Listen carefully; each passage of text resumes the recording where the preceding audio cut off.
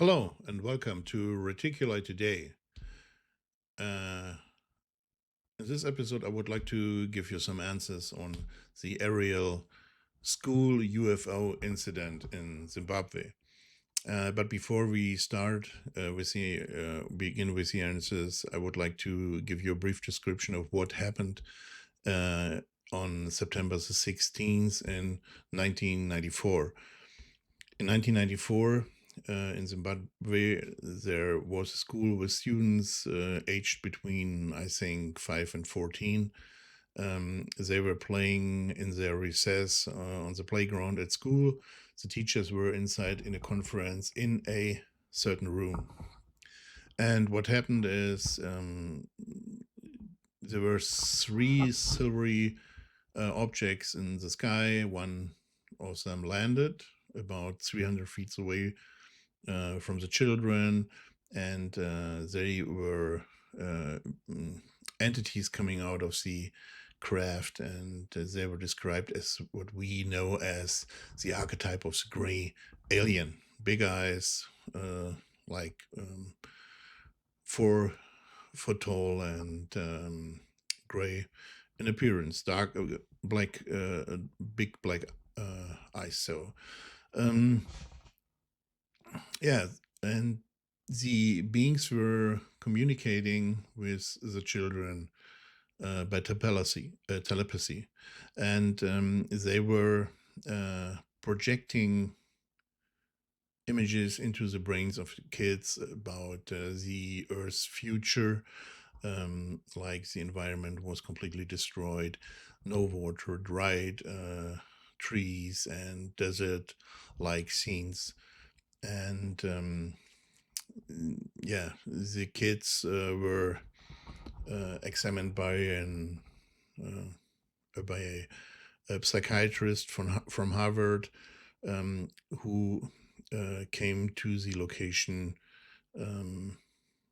after the incident, and he interviewed the kids and let them draw um, uh, images about the incident, and they all made the same images, the same. They described the beings very similar, and they had a good way to describe environmental dynamics, even the 5 and 6 year olds. So this psychiatrist was later he was under under big pressure from the university. The peer reviewed his interviews and his conclusion, and they said he didn't follow clinical standards, and they dismissed this as a bad work at the end. And he was kind of ridiculed because at the university in Harvard, they didn't want to have anything to do with something like a UFO event in Zimbabwe, because they thought public would laugh about Harvard University. So he got a very yeah, hard standing, and he was later killed. That was 1994. In 2004, he was killed in an accident where a drunk driver struck him with a car on his way home from a conference. So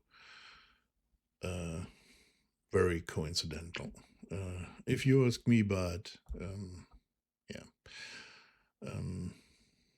that's one of the victims, of the real victims of the Ariel UFO incident.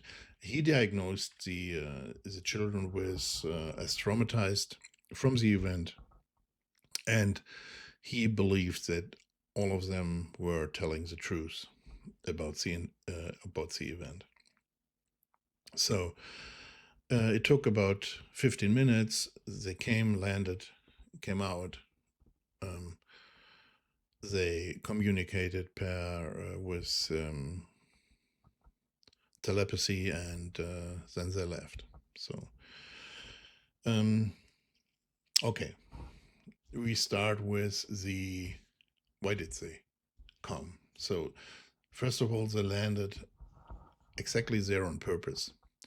They knew that there was no military and no radar involved at the site or nearby, so they could. They knew they got a couple of minutes to land there safely, and transfer their message. Their message was they projected images into the brain about the environment, that humanity should care more about the earth, and yeah, so they came there on purpose, and they knew the children would they would be seen by the children, and they knew the teachers were in a room back on the other side of the building. So they had a technical a device where they could see through window ceilings, and they knew the kids would be alone for at least 10 minutes, so they sent their message and disappeared. They originated from the Eagle star constellation, from a planet system that's called El Shaheen, and that's pretty much it, what I got as answers to this event. So, but there's one more I would like to add.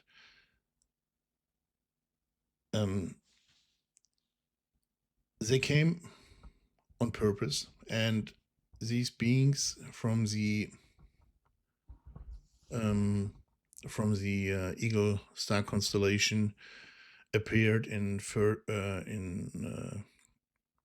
past investigations, and they can be seen as very spiritual beings, very peaceful beings, and they're very close to humans for thousands of years. So they are the beings. These are the beings who were described as demons, and they would like to interact with humans, but they know what humans are able to. They're using force and violence, and they know how they would react on entities like them. So they always had interactions with people in power, and they know if they come closer to humans, it would be harmful for humans, because they could transfer diseases which are lethal for humans. So they always stay in a distance, and they try to reach people and plant a message into their brain, but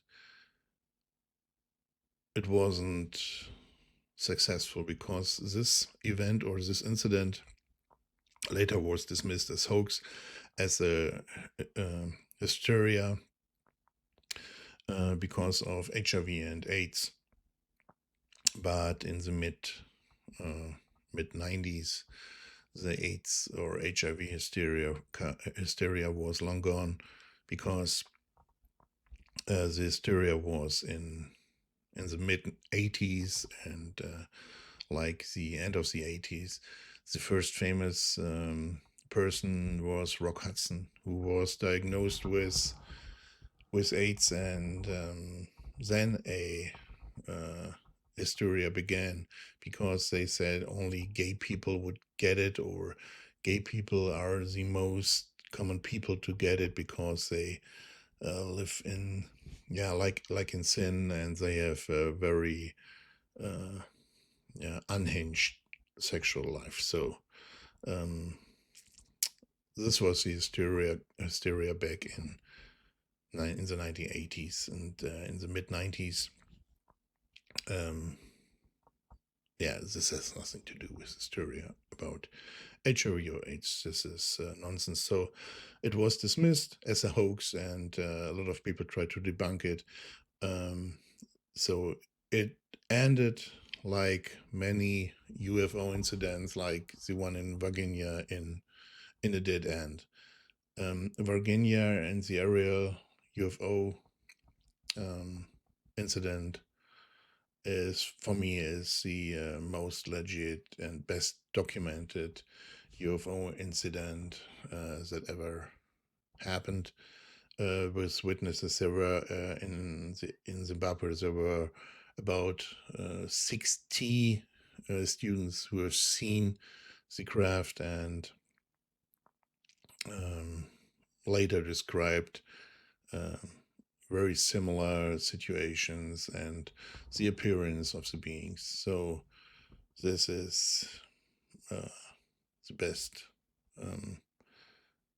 documented incident, next to the Vacuo incident. So this could have been a disclosure movement in the 90s, but we dismissed it as a hoax. So there was no chance for these beings to transfer their message out to humanity. Okay. As I told you, these beings are very spiritual, and they believe in consciousness, and how consciousness is building environment and mindfulness. And I would like to add an information I've never shared before.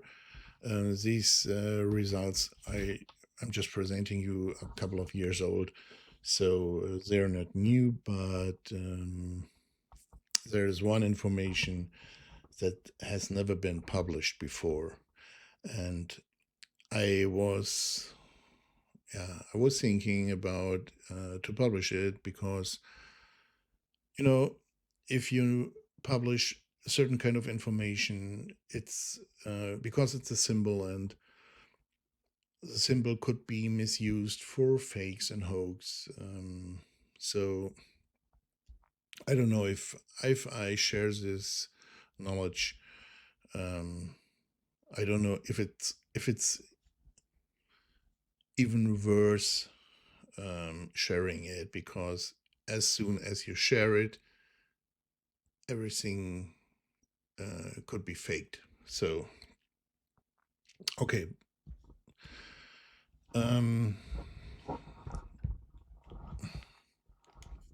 The book, on the back side of the book, there is,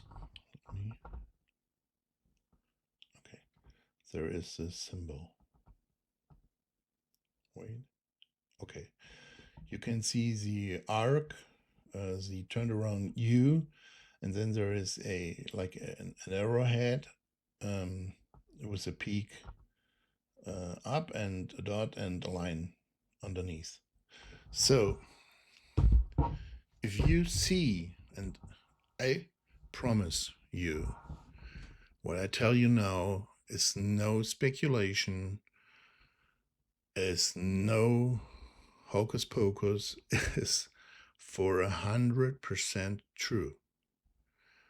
This symbol, if you see the symbol on a suit or on a spacecraft, you know this being originated in the Eagle star constellation from the Al-Sha'in star system.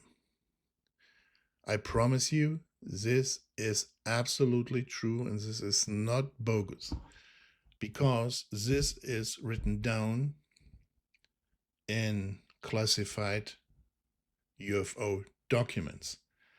And if you want, this is now part of real disclosure. This symbol is a symbol of a entity that originated from the Eagle star constellation, from the Al-Sha'in star system. And it resembles the... Okay, explain the symbol.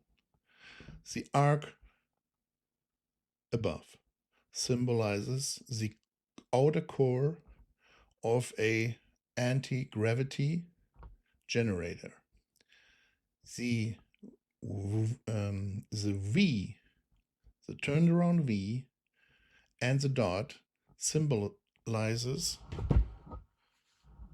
the element you put into the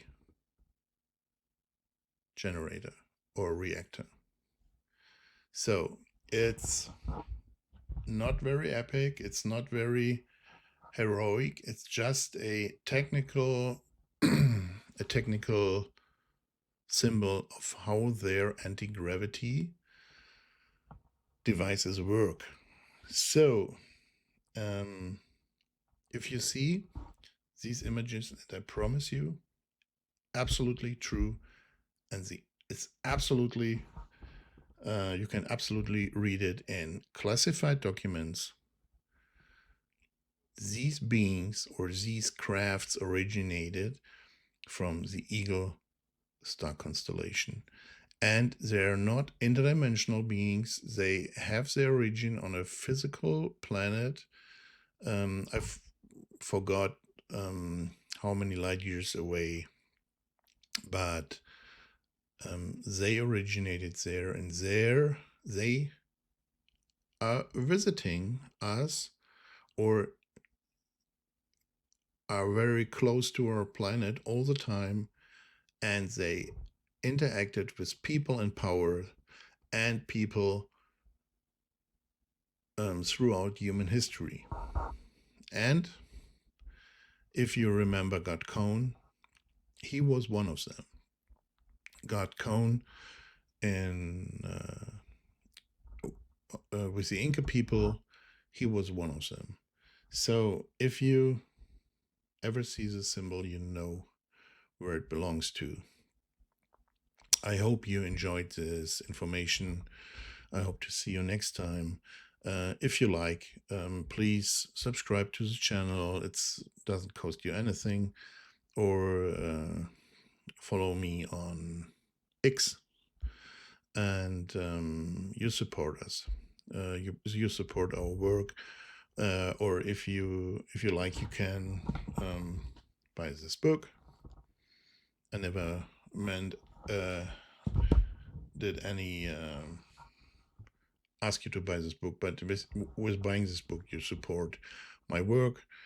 And but you don't need it. Just follow us here on the channel or on X, and yeah, I hope to see you next time. Bye bye.